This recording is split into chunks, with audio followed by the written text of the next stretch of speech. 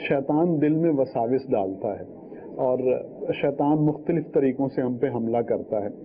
شیطان ہمارا دشمن ہے، تو کیا اللہ رب العزت نے اس دشمن کے خلاف ہمیں کوئی شیلڈ بھی دی ہے، کوئی ڈھال بھی دی ہے کہ اس کو ہم استعمال کریں اور اس دشمن سے بچ جائیں؟ دیکھیں، شیطان کے خلاف ڈھال تو اللہ تعالیٰ نے ہمیں عطا فرمائی ہے. سب سے پہلی بات تو یہ ہے کہ بذات خود یہ جو مشہور ہمارا جملہ ہے اعوذ باللہ من الشیطان الرجیم، میں پناہ لیتا ہوں اللہ کی شیطان مردود کے شر سے، یہ جو تعوذ ہے یہ شیطان کے مقابلے میں بہت بڑا ہتھیار ہے. اسی لیے کبھی وسوسے آئیں تو یہ اعوذ باللہ من الشیطان الرجیم آپ بار بار پڑھنا شروع کر دیں تو آپ کے وسوسے ختم ہو جائیں گے، کیونکہ شیطان اس سے بھاگ جاتا ہے. یہ شیطان کے مقابلے میں ایک ہتھیار کی طرح شیطان بھاگ جاتا ہے. ایک تو یہ. دوسرے نمبر پر یہ ہے کہ کچھ ایسی جنرل چیزیں ہیں کہ جس انسان کے اندر وہ ہوتی ہیں وہ شیطان سے بڑا جاندار انداز کے اندر مقابلہ کر لیتا ہے. وہ کیا ہے؟ خوف الہی. جس کے دل میں خدا کا ڈر موجود ہے، شیطان کا ہر وار دینا یوں پھسل کے گزر جاتا ہے. سبحان اللہ. کیونکہ اللہ کا ڈر جو ہے وہ اسے شیطان کے ہر وار سے محفوظ کر دیتا ہے. ایک آدمی کے دل و دماغ کے اندر یہ رچا بسا ہے کہ اللہ تعالیٰ مجھے دیکھ رہا ہے اور میرے گناہوں پر مجھے جہنم کی سزا دے گا. اب گناہ کی کوئی ترغیب سامنے آتی ہے تو یہ جو اس کا ایمان کامل ہے، جو خوف خدا کی صورت میں، یہ جو استحضار قلبی کی صورت میں جو اس کے دل کے اندر یہ بات موجود ہے، یہ اسے اس گناہ سے روک دے گی. تو خوف خدا بذات خود ایک بہت شاندار چیز ہے مقابلے کے لیے.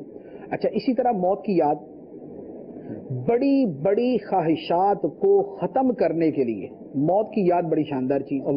موت کی یاد اگر دل کے اندر رچی بسی ہے تو آپ غور کر لیں، ایک آدمی کے سامنے جتنی مرضی برائی کی ترغیب آ جائے، لیکن اگر اس کے دماغ کے اندر موت گھوم رہی ہے نا تو اس کے لیے وہ برائی جو ہے نا وہ کہے گا بھائی چھوڑ دو، میں اس برائی کی طرف نہیں آ سکتا.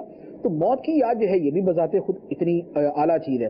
اچھا، تیسرے نمبر پر یہ ہے کہ اچھی صحبت، نیک صحبت، یہ بہت ہی اعلیٰ چیز ہے شیطان سے بچنے کے لیے. جو نیک لوگوں کی صحبت ہوتی یہ گویا اللہ تعالیٰ کی طرف سے شیطان سے بچنے کے لیے قلعے ہوتے ہیں. سبحان اللہ. ایسا ہی جب تک بندہ اس نیکوں کی صحبت کے اندر بیٹھا ہوا ہے وہ گویا ایک قلعے کے اندر محصور ہے، ایک قلعے کے اندر محفوظ بیٹھا ہوا، اور شیطان کا وار جو ہے وہ اس قلعے کی دیوار پار کر کے نہیں آتا. اس لیے نیک صحبت جو ہے یہ بڑی اعلیٰ درجے کی چیز ہے.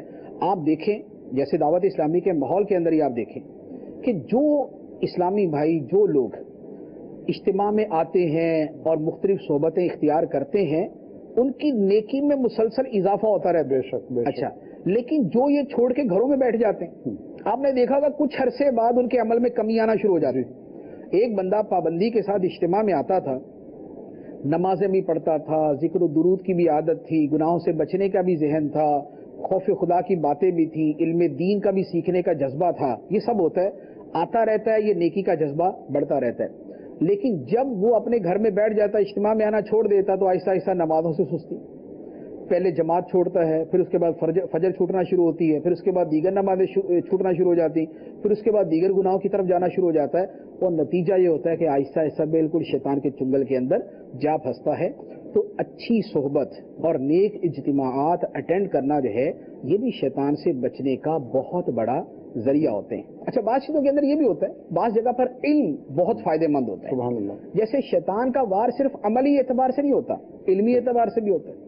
عمل کے اندر تو یہ ہے نا کہ انسان سے برائی کروا دے، علم کے اندر یہ ہوتا ہے کہ انسان کو کوئی گمراہی والا عقیدہ وہ اس کے دل کے اندر بٹھا دے. وہاں پر علم جو ہے پھر اس کی بچت کرتا ہے کہ آدمی اپنے علم سے جو ہے وہ اس وار سے بچ جاتا ہے.